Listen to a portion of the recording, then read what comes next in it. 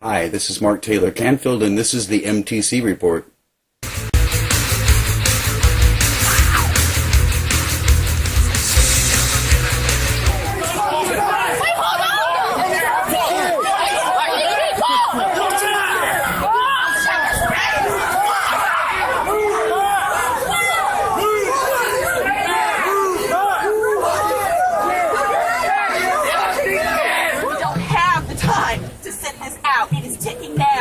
As I speak. So are y'all with me?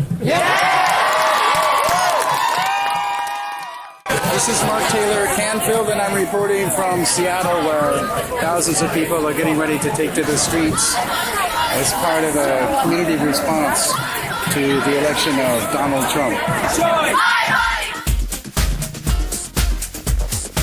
Welcome to the MTC Report, the news behind the news with journalist Mark Taylor-Canfield. We offer you independent voices and underreported stories about topics you won't hear anywhere else. Join us as we delve into the deeper issues behind the news stories of the day on the MTC Report.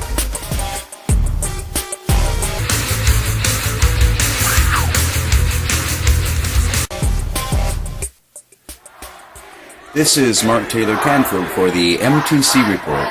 I'm a nationally recognized independent journalist and musician. I write a blog at Daily Kos.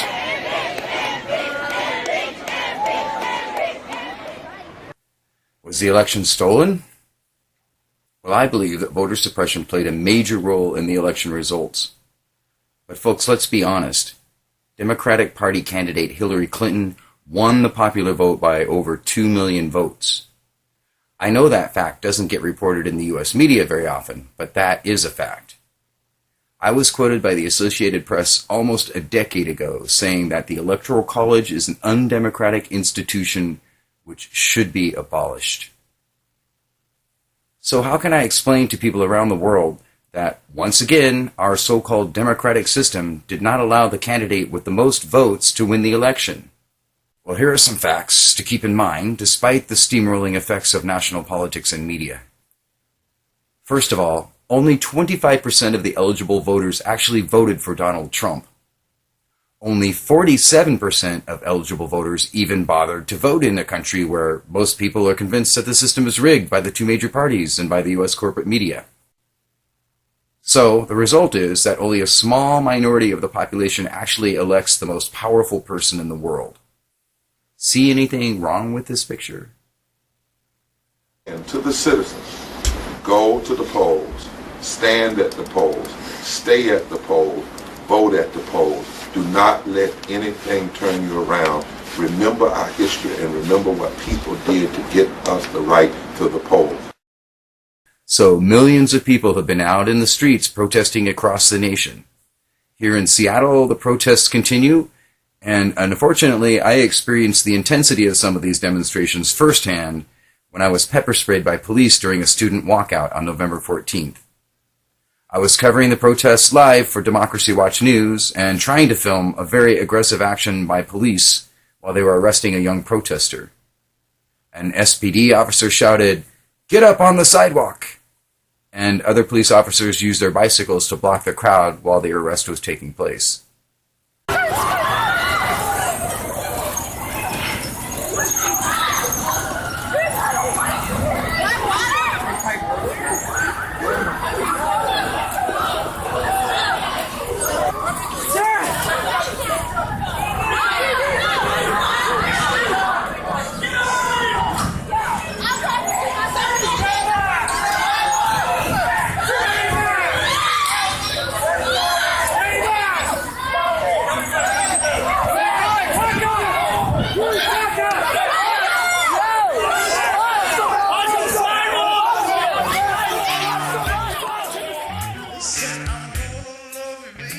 Anyone who's ever experienced the effects of pepper spray knows exactly what I'm talking about when I say that even the fumes can cause your respiratory passages to feel like they're burning.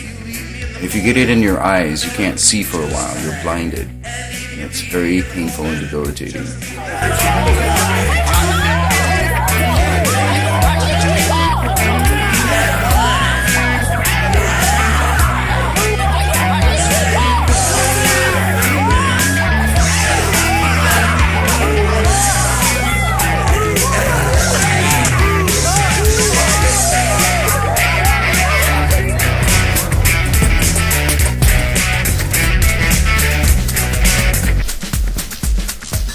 go anywhere. The MTC Report with Mark Taylor-Canfield continues next.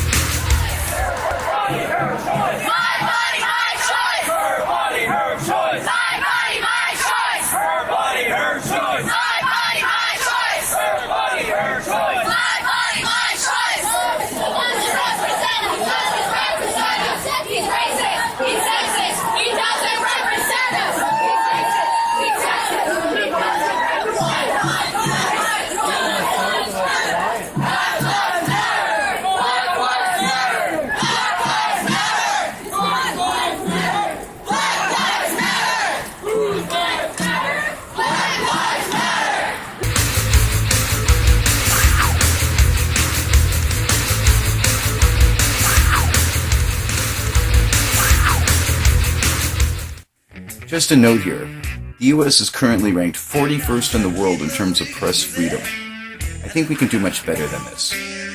President-elect Trump has very little respect for the rights of journalists. I'm not excited to report that getting pepper sprayed has become just another day on the job for reporters covering some protests here in Seattle. This is not the first time I've been subjected to chemical spray, flashbang grenades, and tear gas while working as a journalist. Donald Trump claims he will sue journalists in court. In fact, he's called for the expansion of libel laws to prosecute his critics in the press. Not the most fruitful line to pursue when you're leader of the free world. Still, Trump could show his animus for the media in other ways, like defunding public broadcasting or curtailing access to the White House. Before Thursday's meeting with the president, Trump broke with convention by not letting the press join him en route. And given Trump's track record, you can't believe the press. Any post-election optimism may be in short supply. I don't know, Dan. I'm going to put you on the spot here. You were the former White House correspondent for CNN. I personally do not see him changing at all. I can see him appearing at some of those briefings in the the briefing room there and being the same way he is. I don't see how he can fundamentally change. Although one of the officials has pointed out that, in fact, there will be a press pool, even though they weren't allowed. And for people who don't know, I mean, anytime the president is out there traveling, no matter what it is, there's always a small group of reporters who follow him 24/7. I remember there was one time when the Obama administration early on decided that maybe they didn't have to have us with them at all times. And it was a soccer game that President Obama was going to, one of his daughters, and they gave us the slip. And they went without anyone. And we talked to Robert Gibbs about it, and they said, oh, we didn't think it was that big a deal. And now I think about that compared to potentially what could happen in this administration. I do believe that some of the traditions that we've seen as how the president covers, how the press covers the president at the White House or around the world, I do believe it will change. I mean, this has been part of his MO, going after the press. So why would he back away from it now? I agree. I'm a little bit concerned that we're already seeing among members of the press corps an over-concern about things that don't really matter, like access. I mean, the public doesn't really care. Sports writers will tell you that nobody cares when they whine about how hard it is for them to get access to what they're doing. There are much more important things going on.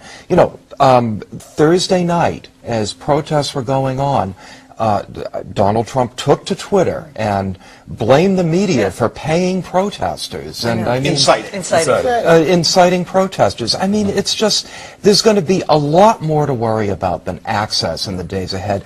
And although I agree that the press should not keep relitigating things that happened during the campaign, I think there's every sign in the world that there's going to be new things to cover all the time, and that's what they ought to be focused on. Oh, I absolutely agree. I don't think anything's going to change from his actions. I hope there is a way, though, because I was just at a college, at Endicott College last night, explaining to the students that there is a pool camera when he's at those rallies, and when he says they don't cover it because they're biased, the camera cannot move. You know, Oh, you keep saying they don't turn around. They Right, won't they turn don't turn around around. and show They're the not allowed crowd. to. It's a I head-on understand, that, but you know, people think They that don't know that. therefore we're lying, we're doing something. So I just hope that there is a way to point out that is not what is happening. His reality is not what's happening. I don't expect him to change at all. I think in fact, there was a back and forth with a reporter, if you remember, about 4 or 5 months ago, and the reporter said, "Is this how you're going to be in the White House if you win?" And he said, "Yes, I am." So take him at his word. Yeah. Yeah, I gotta love Margaret Sullivan's comment there about how now the press got to start fighting back and be adversarial. Oh, like What they- were we doing before? Yeah. And that's actually a big problem.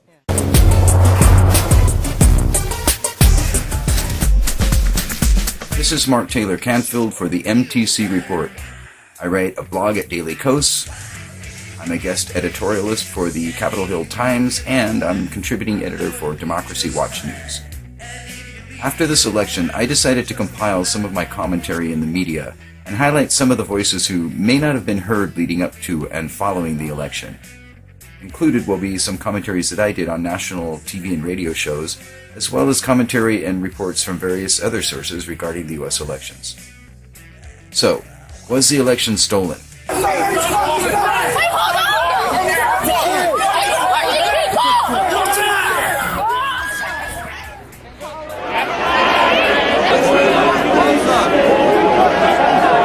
Because we were so close to having our first ever woman president, and we have a guy that's a white nationalist, and he's currently leading in the polls and in winning, and it's just disgusting to me. And I've seen this happen with Brexit, and I've seen this happen around the world, and it's just so saddening to me that this could possibly happen to our nation. I'm definitely not proud of the decision. I'm feeling pretty shocked, honestly, because I didn't think Trump was going to win. I don't think anybody really did. I don't know. I've always kind of believed the polls are always right, so they're not.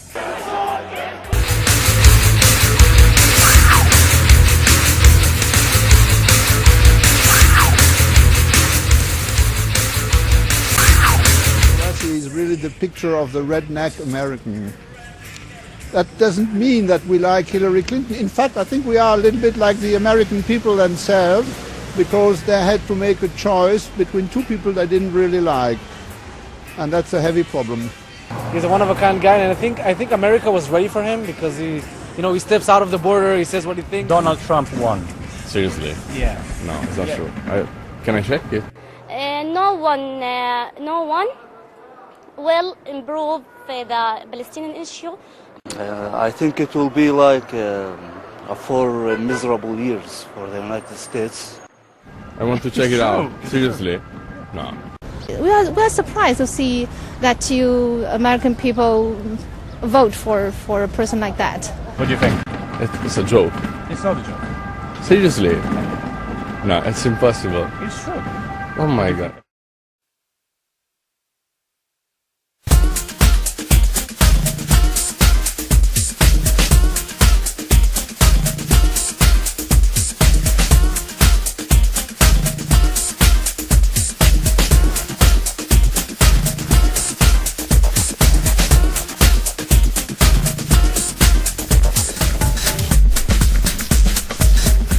This is Mark Taylor-Canfield, and I'm on Capitol Hill in Seattle on 10th and Pike Street, and people are starting to take the street. This is in reaction to Donald Trump's election as President of the United States. So here we go, folks. Bullshit! So here we go.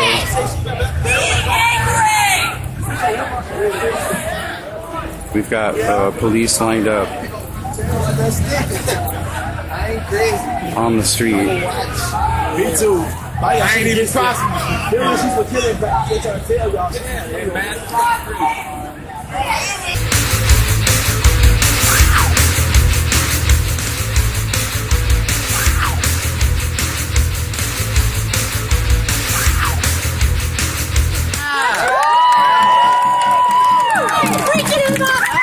Rise up, get into the streets, unite with people everywhere to build up resistance in every way you can. Don't stop, don't conciliate, don't accommodate, and don't way. Donald Trump, he's won the presidency. Under his slogan, Make America Great Again, he's attacked Mexican and Muslims. He's threatened to deport millions. He incites people to fear and hate those who are different or who come from other countries or nationalities or practice different religions. He demeans and degrades women and openly boasts about molesting them. He's a champion. Yeah, boo that. Yeah. This guy's a champion of white supremacy who has insulted and threatened black people and has whipped up a racist lynch mob mentality. He's mocked the disabled. He's an aggressive and unapologetic militarist. The demonstrators are chanting "Block Trump." This is Mark Taylor-Canfield, and I'm reporting from Pike Street and 10th in Seattle, where people have taken to the street, and there's a confrontation going on here with police after Donald Trump is elected President of the United States.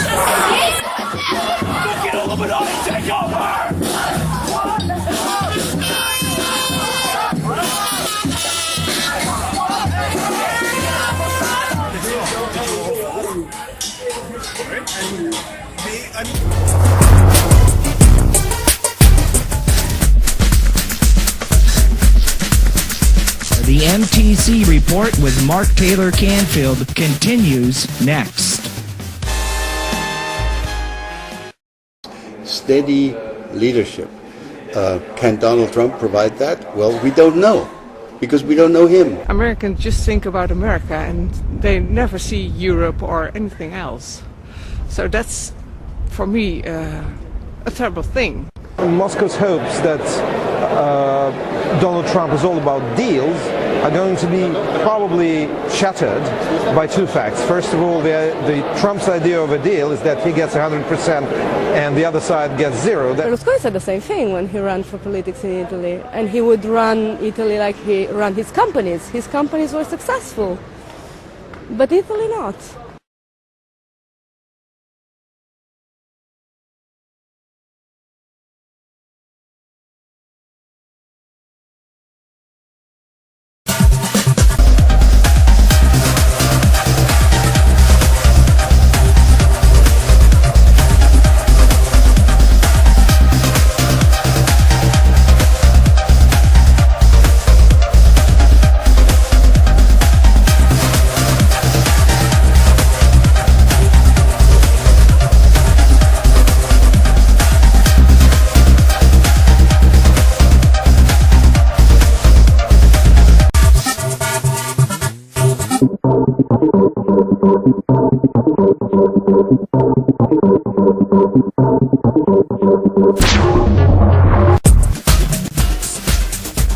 This is the MTC Report, the news behind the news with journalist Mark Taylor-Canfield. I've been criticized saying that, let me say it again, I believe health is a right of all people. I will fight for a Medicare for all single-payer system. Second of all, all right, you want to talk about rationing? You got 29 million people in this country who have no health insurance. How's that rationing? They can't go to the doctor.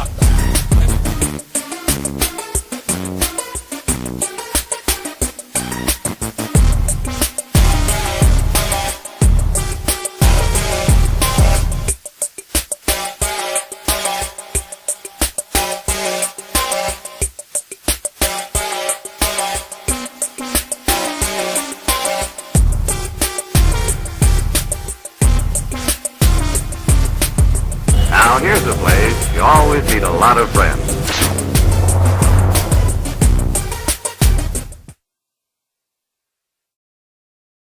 Protests in major U.S. cities after Donald Trump was elected President of the United States. In Seattle, Portland, and Berkeley, California, demonstrators took to the streets. Some blocked highways, some lit fires. KIRO 7's Petrania Poonsawan is live on Seattle's Capitol Hill with the latest from that. Petrania?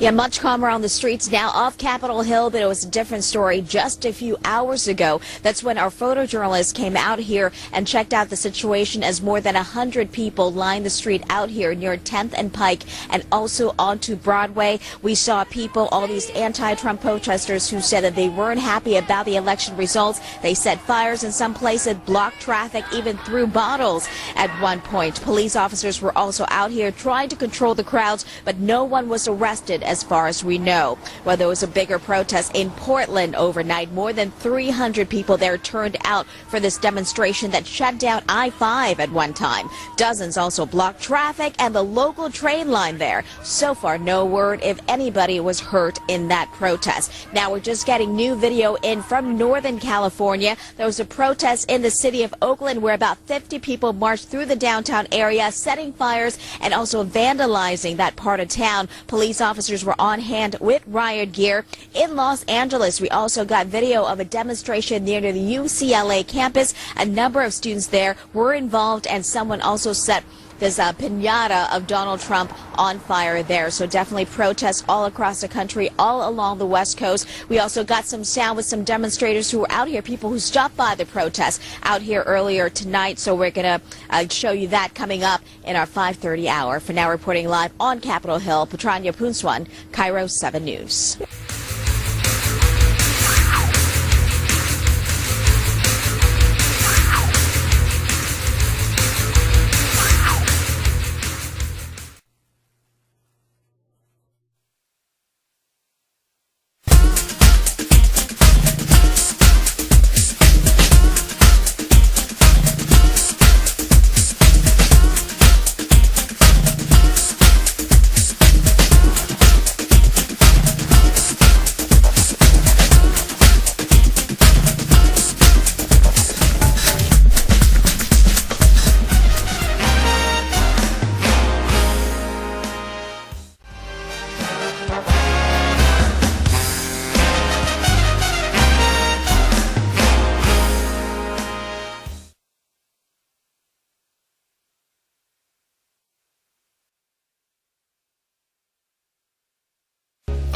Spin, it's a lot of hype, and Hillary's nervous, she answers twice.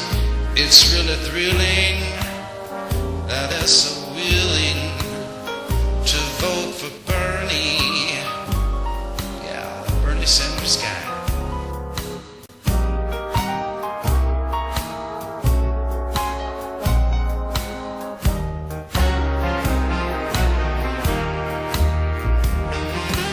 Picture a little love nest, the Democratic Party.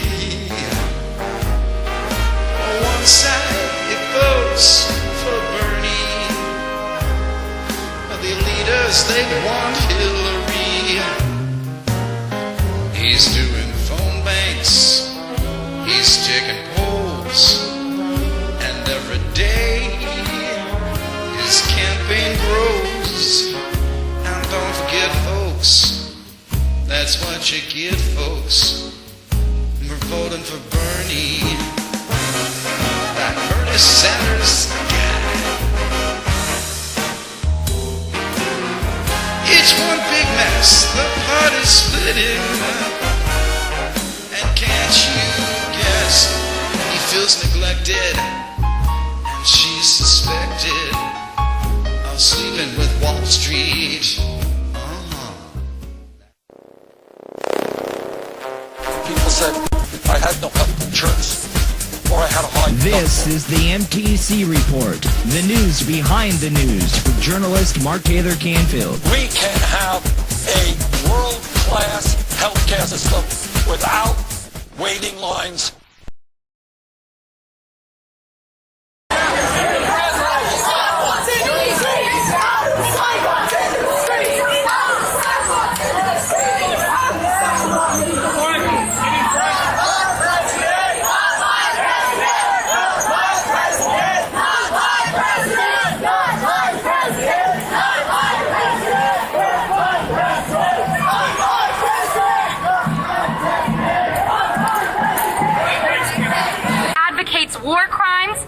crimes against humanity. He plans to pack the Supreme Court with justices he calls climate change a hoax.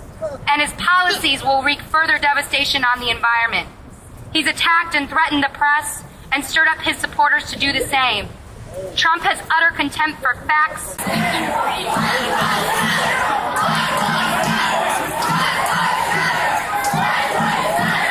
So that when the next vote comes tomorrow, or 2 years from now, or 4 years from now, or every single year we have to make a choice, every single day we have to make a choice, we are going to make a choice for the better, so that the future will be better. The protest happening tonight, it started on Capitol Hill at Cal Anderson Park. People have marched down towards the freeway entrance. There's a large police presence, and I'm sure that the police department is going to try to keep people from getting on the street. This is Mark Taylor-Canfield in downtown Seattle. This is what democracy looks like. Hey, what's the remedy for a disgruntled voter? Gosh, I don't know. Well, I'll have the answer for you. Hey, Norm, it's Mark Taylor-Canfield. Long time, no talk. Good afternoon to you. Hi, good afternoon. Yeah, I had to call you before the election. I'm doing my own show now, by the way. It's called the MTC Report over there at YouTube. So I've been staying up all night and not getting any sleep, as you can well imagine. I feel your pain.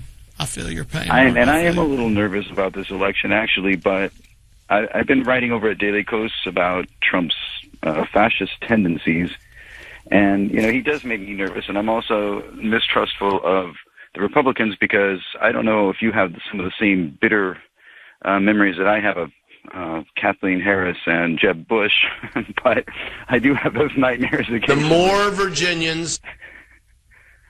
Well, I meant to hit Hillary. Absolutely. But it didn't work out that way. But, I ended up telling you about the more Virginians. However, there are federal judges all over this nation ordering Republicans to not do this kind of stuff.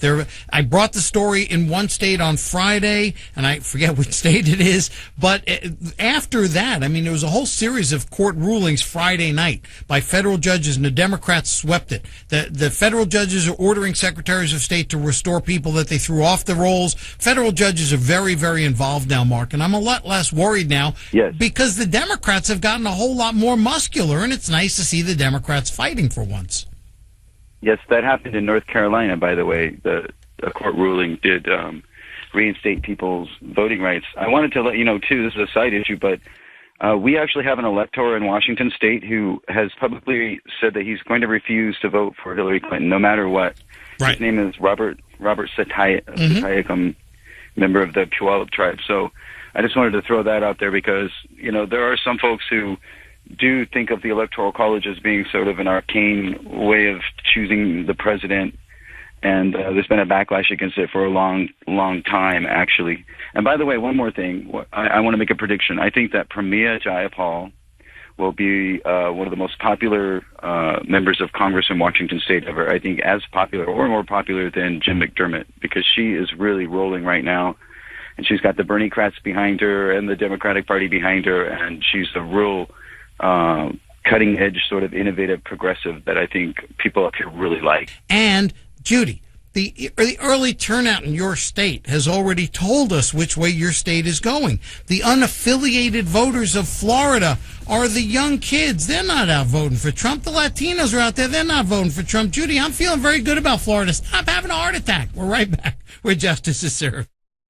Don't around with this election. Why is it that the Indians don't pay tax, but everybody else does? I do. We have some bad hombres here. So my life has been enriched, and I want yours to be as well. And we don't need Jay-Z to fill up arenas, And I actually like Jay-Z, but the language last night. I was thinking, maybe I'll just try it. Should I use that language if I want to?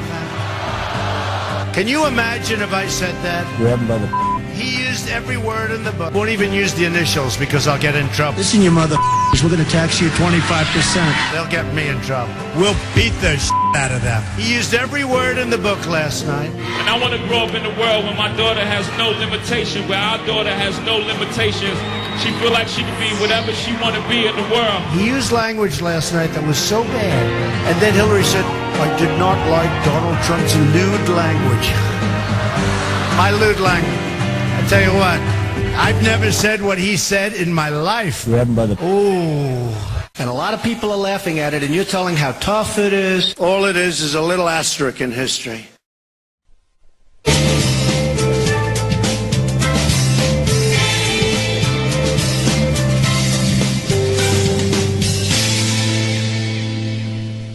And welcome back, Mark Taylor-Canfield in Seattle. Hey, Mark, what's on your mind? Happy anniversary to you and Louise, Tom. Well, thank you, Mark. That's very kind of you. What's up? Well, these are the times that try women and men's souls, right? We've had major protests here in Seattle. Yeah. But I really believe that alternative independent media like your program is going to be very, very important. Really concerned about Trump wanting to crack down on journalists because that's something that dictators have been doing all over the world. But as you know, you have been a great inspiration to me, so I've started producing my own media at YouTube. It's called the MTC Report now. Cool. And by the way, I was on a Democracy for America conference call with our new Congresswoman Pramila Jayapal from Washington State, and also Robert Reich and Congressman Keith Ellison. And it's pretty obvious that what DFA wants to do is start by replacing the chair of the DNC. And, of course, as you mentioned, Ellison said that he's interested, so he's going to announce on Monday. And then Howard Dean is also interested in that position. Yeah, Howard Dean announced it last night on TV.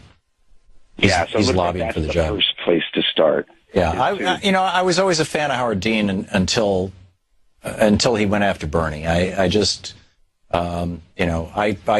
endorsed Bernie. I supported both Bernie and Hillary, but I endorsed Bernie when Bernie lost the primary. When Hillary won the primary, at that point, I was like, okay, I'm going to endorse Hillary. She's the nominee of my party, and she's not terrible. So I endorsed her, but at that point, Howard Dean actually started trashing Bernie and Bernie people, and it shocked me. Yeah, there was a lot of that going on in the Democratic Party, unfortunately. However, his brother Jim Dean has been very pro Bernie. In fact, he's been a surrogate for Bernie many times, and has been a really great spokesperson. Yeah, Jim's a great guy, and Jim is the guy who runs Democracy for America, not Howard. Right. And also, I wanted to mention, I am really concerned about these issues of voter suppression, which is something that I'm going to be looking into as a journalist. But, Donald Trump said that the election would be rigged, so maybe he's right, only it was rigged in his favor. And the fact that the United States media, the corporate media at least, and most of the media consultants, in fact, some of the political consultants, a lot of them that I've known for a long time, including, Brad Bannon, got it wrong as well. So we really have to question what's going on here. I mean, are the political consultants and the U.S. media just totally incompetent? Or did something go on where there's some shenanigans that we don't know about? So I'm really concerned about that issue, and I hope that people continue to look into that and continue to find the truth and expose it however they can. I'm really looking forward to what Greg Palast has to say. He did an excellent job on your program. And as I said before, how can you not love a guy who wears a fedora and looks like a film noir reporter, I really appreciate what he has to say. So I'm waiting to hear from Greg to see what he has to say about what happened. I think that would be really important to have him on your show if you can do that. Yeah. Yeah, he plays a great character, and he is a great character. In fact, he was staying with us when he was in D.C. here a week or so ago. So, yeah, Greg's a good guy, and we'll see where all this goes. Mark Taylor-Canfield, MTC. What's your YouTube channel? The YouTube channel is under my name, Mark Taylor-Canfield, but my reporting is a program called the MTC Report. So I've been doing that daily since the election. The MTC Report. Cool. Good luck, Mark. Thanks a lot for the call. Tom. We'll be right back. It's 10 minutes before the hour.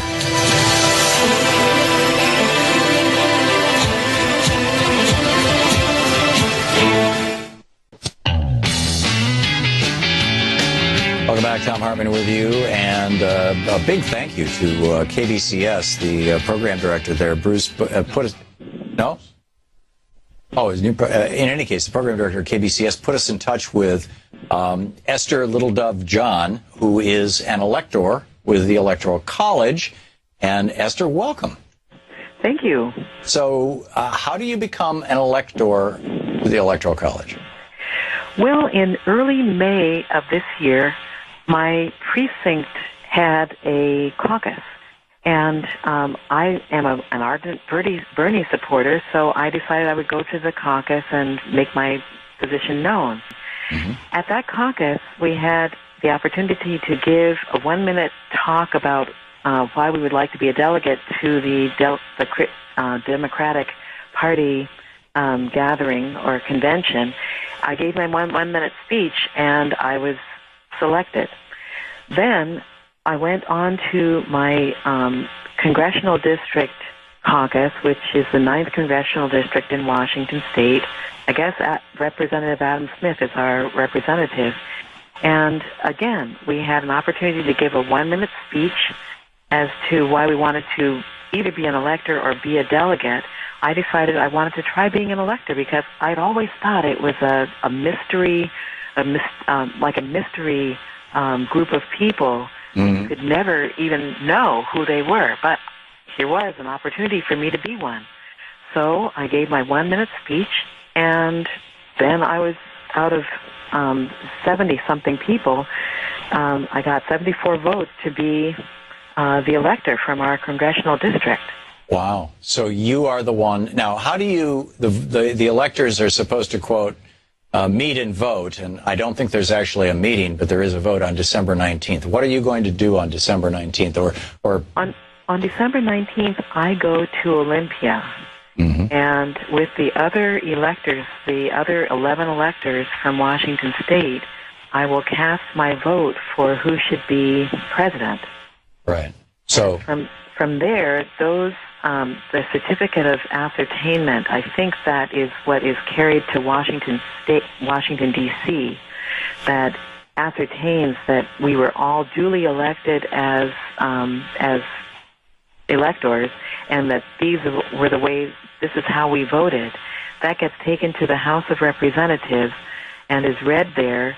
And if there is not a tie of the electors that went for Hillary and the electors that went for Donald Trump, then whoever gets the most electoral votes is declared the President of the United States. Now, the Senate chooses the Vice President, and likewise, the electors can give their vote for who should be Vice President. So that decision is made apparently in the U.S. Senate. That's interesting. So you, as an elector, are sending you're an elector both for the president and for the vice president?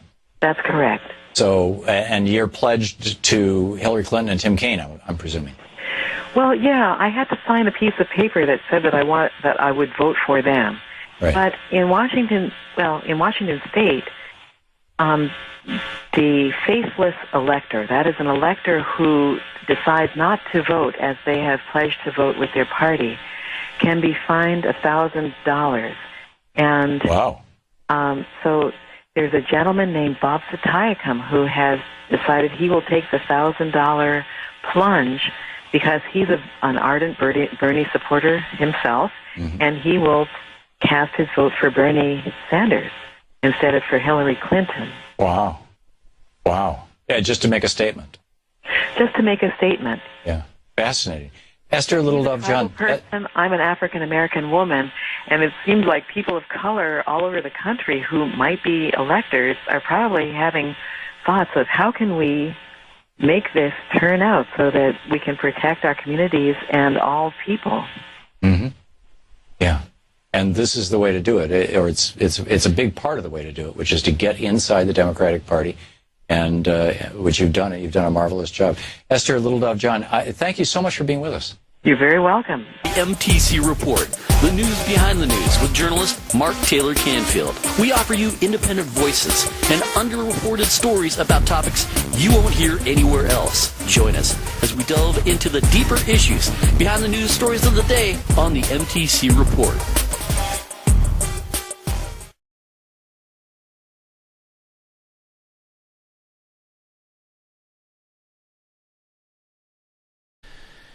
And Fontes explained that these lines are a barrier for voters, for low-income voters in particular.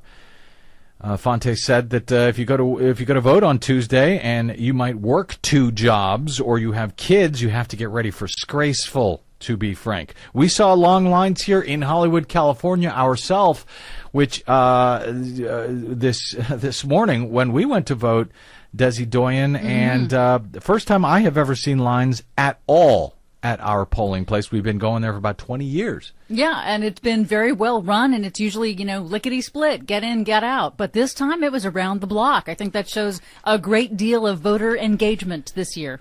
That is a good thing, and that is a troubling thing, to be frank. I've never had a line, ever. I've never had to wait for more than a minute or two to vote in Los Angeles. We do pretty well out here. Our registrar of voters, Dean Logan, keeps things running pretty smoothly. Now, we're not a swing state, so we don't have, quite as much turnout as you might in some of these other areas, like Arizona. And yet, in any event, that helped us avoid the lines, hasn't helped a lot of other people. Voting machines are malfunctioning now in some parts of Ohio, New York, Texas, and other states, according to local reports from around the country. About 6 hours after polls opened on Tuesday, voters were reporting malfunctioning machines in multiple locations. If only somebody had warned them that might happen. Who knew? Who could have guessed? Who could have foreseen it? And I love the way The Hill here reports this, the malfunctioning machines, a common occurrence on Election Day that can lead to longer wait times. Most of the reports so far as of midday in any event came from New York, Illinois, North Carolina, Kentucky, Texas, and Ohio. Oh, that's all. That, according to Election Land, the nonprofit project put together this year, which I love, by the way, with ProPublica. Experts, as The Hill cites them, say that broken machines should not affect an area's ability to record or count votes. In most cases, when machines are broken, voters use a paper ballot that will be manually lose. And Hillary Clinton, with all the money, all the connections she had, there's going to be a lot of soul searching, going on, not only in Brooklyn but across the. We will see what happens over the coming. Welcome to Overtime. It's the Jeff Santos. We are in a surprising situation. We have thought going in it would be a close race. I did. Some of my contributors didn't think so. The Dow Jones Futures was down 500 points just a couple of hours ago. There is a tremendous long faces. We're going to try to reach back to Herb Boyd in this hour and see if we can bring in some of our other contributors. Our good friend Mark Taylor-Canfield, based in Seattle, is with us. We're going to stay with him as well for this hour. This has been surprising, folks. But on the other hand, as I look at this map of red and just, the blue Northeast and the Pacific West, our good friend Thomas Frank, who we're going to look to have on in the next couple of days, when he wrote the book about 12 years ago called What's the Matter with Kansas, I picked it up the other day. And, what has happened in Kansas now is happening in Ohio. And it happened in Wisconsin tonight, which has been called for Donald Trump. It potentially is happening in Michigan, where he leads by a couple of points, potentially in Pennsylvania, although Hillary Clinton is ahead by a couple of points. It's two different Americas. Your thoughts, my friend? Well, if you look at the map from a geographic point of view, the country is sort of split down the middle, starting in Texas and moving all the way to Montana. And then you have a pocket of progressives in the Midwest, up in the north. So, not only is the country split politically, but it's also split geographically at this point. And I've been really surprised to see that sort of red belt, across the middle of the country. And, that should say something probably to maybe they need to be talking to people in Kansas and Oklahoma and Texas. And then I have to admit, as a journalist and covering this election, a lot of the support for Donald Trump is based on irrational fears, number one, and then also some misinformation. But in terms of the TPP and in terms of the consolidation of media power, which would involve the AT&T Time Warner merger, Donald Trump is actually on the right side of those issues. Now, whether he believes what he's saying or not is very questionable. Yeah. If you look at the crowd of Wall Street insiders and in multinational corporate people he hangs out with, but in terms of his rhetoric, he's right on, and that's really difficult for me to say because of the package that it's delivered in, which also includes a lot of racial prejudice and misogyny and all sorts of actually semi-fascist sort of tendencies that I could not support. But if Hillary Clinton had taken a strong stand on the TPP, if she had taken a strong stand on the outsourcing of those middle-class jobs, by the way, the middle class is disappearing in the United States. Hello? So are decent pensions and labor rights and labor membership. So I think that definitely was a miscite, an oversight, not speaking to the Midwest on those kinds of bread and butter issues. And then also, she's failed to reach out to folks who are independents who don't trust either political party and are certainly not going to vote for a Democrat and may hold their nose and vote for a Republican because that's the tradition in their area is Republicanism. It doesn't mean that they were happy to vote for Donald Trump. It means that they felt they had no choice. With a Bernie Sanders type of candidate, someone who was a populist and did try to reach out to people and wasn't divisive, I think he would have attracted a lot of independents. And the independents are almost 50% of the country at this point. So that's also an oversight, not recognizing that a lot of folks are neither Democrats or Republicans. They vote their conscience and they vote on... Well, I'm wondering about all of the high-priced, high-paid consultants that the Democratic National Committee spoke to. Now, being a media journalist, I'm familiar with what happens at a television or radio station when they hire consultants, and also on a lot of government projects like mass transit in Seattle. Is people get paid a lot of money to give advice that they cannot guarantee. And in the case of the Hillary Clinton campaign and the Democrats this year, I think they made some missteps. And so straight up, right, their assumption that Donald Trump is, quote, unelectable must be questioned. That's an arrogance and a typical sort of party insider attitude that, nobody is going to vote for this guy because he's crazy. Well, if they don't vote in huge throngs at that point for the Democratic Party, then you must start questioning yourself, and you must start questioning your own outreach coordination. Come on. The Democrats may control Washington State and Oregon and other more progressive and liberal states, but they don't have much say in the middle of Arkansas, in the middle of Kansas and Oklahoma. Those are true red states where folks have a different culture. They're law and order, which definitely was one of Donald Trump's appeal. They're very suspicious about legalization of any kind of drug. And so these are areas of the country where that's a very strong opinion, Jeff. It's not just a few people who are walking around, spouting off when they've had a few too many beers. This is a normal way of thinking, not only in those areas, but also in places in Florida. Today when I was on the Randy Rhoads show, she was talking about sitting in a hair salon and hearing someone in South Florida saying, well, it's a good thing that I'm a friendly, because the fact that you folks are saying these things about Donald Trump might get you, beat up or assaulted in some parts of Florida. So that's the kind of culture we're looking at, and it was reflected in a lot of Donald Trump supporters, which Hillary Clinton, honestly did try to point. Again, whether it's the Washington, New York crowd or we know better. Really, obviously Hillary Clinton failed to reach out to independent voters who were looking for the iconoclast to come along and shake up the system.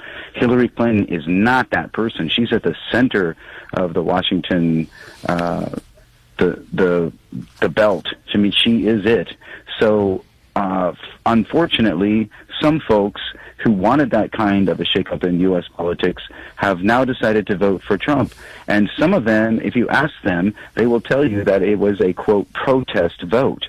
They may not even actually support a lot of what Donald Trump says, but they certainly wanted to throw a wrench into the system and shake up Washington politics and tell the politicians in the U.S. Congress, which has one of the lowest historical ratings ever, that it's time for change. And unfortunately, Hillary Clinton did not represent change. Now, Donald Trump might represent change in the end. I don't think that the campaign that she ran was populist progressive enough, and she could have done it. As we've talked about before, there was a big need, and there still is a big hunger in the country for progressive and even conservative populism. I mean, people really want something different. And on certain issues like the TPP and other issues that Donald Trump actually was on the right side on, those are convergence points where conservatives and liberals can join together and say, hey, here we go. This is an issue that we both support.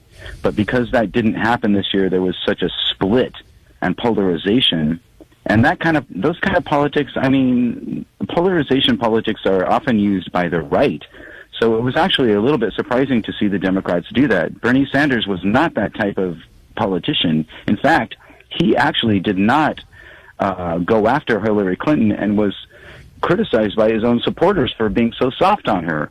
So it was mostly his supporters. And in some ways, the same is true of the Donald Trump campaign, that it's not just Donald Trump, it's his supporters as well who have been slinging mud and calling for the jailing. Hadn't had Bernie Sanders there by her side throughout the primaries, I mean, how many people would have jumped, to the Greens or the Libertarians or just decided not to vote? That's a very good point. He brought in enough people that even though she alienated a lot of them, there are still enough, left around to keep the party going. So they should be happy about that. You just got a bulletin here. Nevada now goes to Hillary Clinton. And we're also seeing 254 to 215. It's time for Nicole Sandler's What's News from NicoleSandler.com and the Progressive Voices Network. How does somebody lose $1 billion in 1 year and in any universe be mentioned in the same sentence as good businessmen? I'm a journalist. Sure. I How was you a doing? guest on your show at one point. Yeah, you were. So what's the it's been a long time. What's the atmosphere like in Seattle today? So last night I was walking around doing live reports on the protests that were taking place, people blocking the streets on Capitol Hill, shouting, not my president. And the first thing that happened is I was walking down Broadway on Capitol Hill, and there was a woman in front of me who was walking down the street just screaming about the election, just screaming at the top of her lungs to anybody who would listen. And then a group of us sort of joined up with her, and then we talked about it.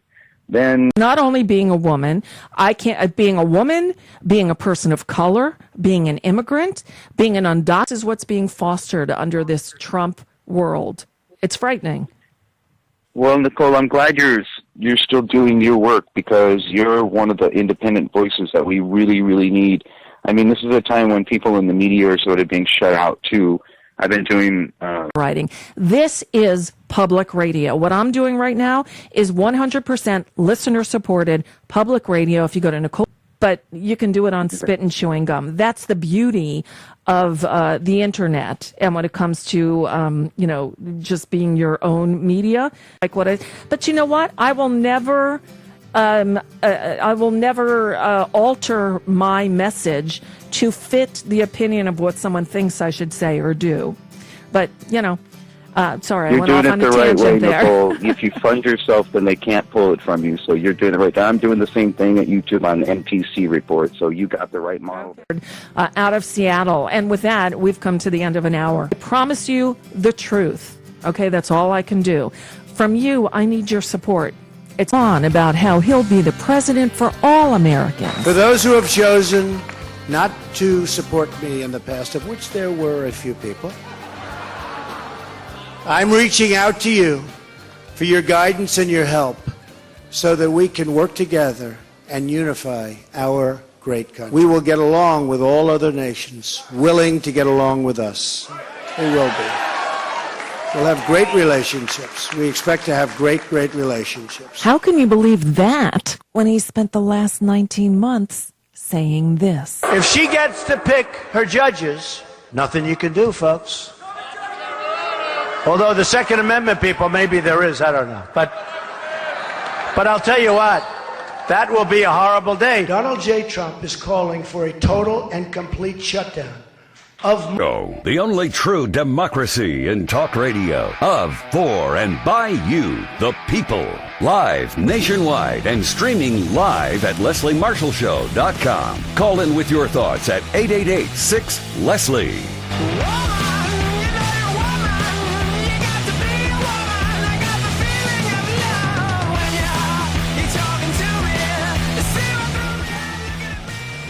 Ladies and gentlemen, the next president of the United States, Donald Trump. Leslie, this is Mark Taylor-Canfield. It's been a long time since we talked. Hi, Mark. I think this is the time to talk, however.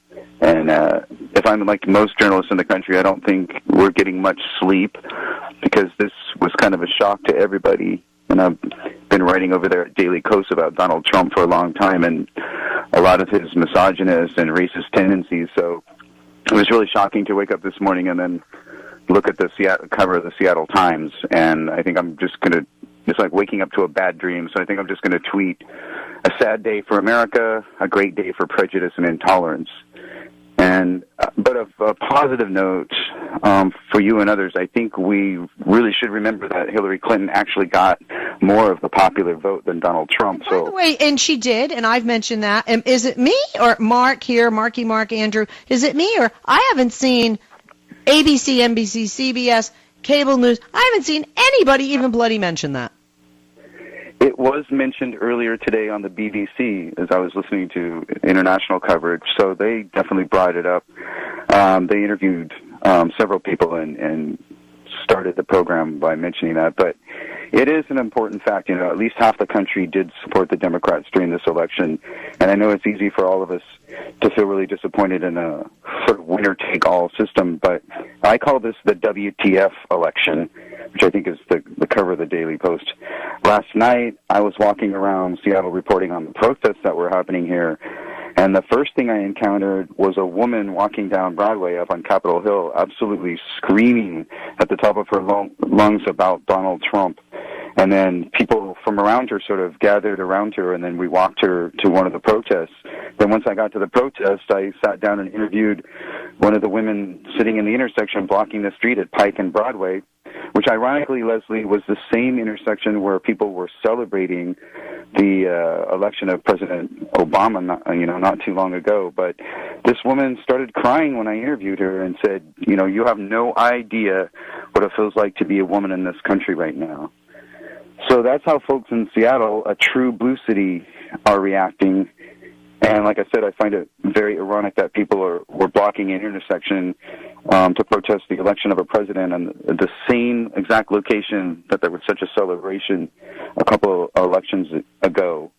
And I think, we have to also question some of the media and the political consultants and pollsters who got it so wrong. I mean, I was on another show yesterday with Brad Bannon last night, and I consider him a friend. I've known him for a long time. Yeah, Brad is a friend of mine as well. I love him, but he was so wrong as wrong can be. Yes, so there's a real disconnect here, and we've also got to examine that issue honestly, and I'll accept responsibility for that, because most of my colleagues, I can't think of one reporter that I've been talking to in a Democracy Watch News. We have a national press briefing every week. I didn't hear anybody mention.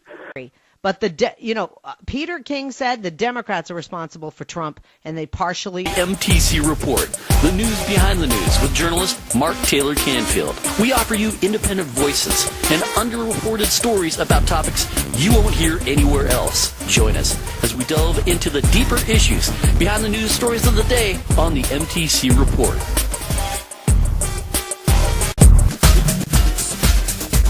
This is the MTC Report, the news behind the news with journalist Mark Taylor-Canfield.